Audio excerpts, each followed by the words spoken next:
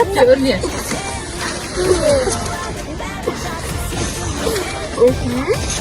Сурет не істеп жатыр, балалар?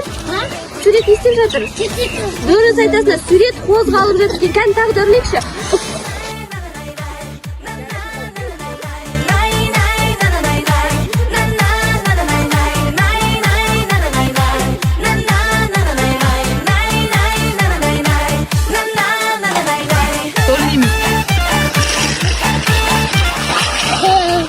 Балалар, көрдіңдер ме? Су не істеп жатыр?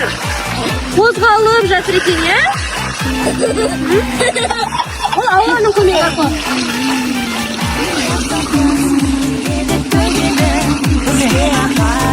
Су түссіз болып келеді екен, е?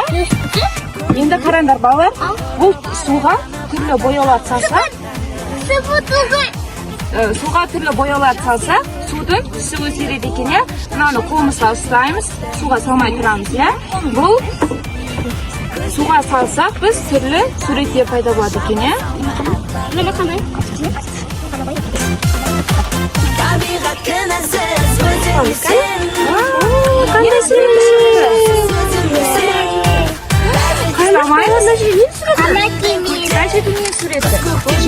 Жапырақтың суреті екен, е?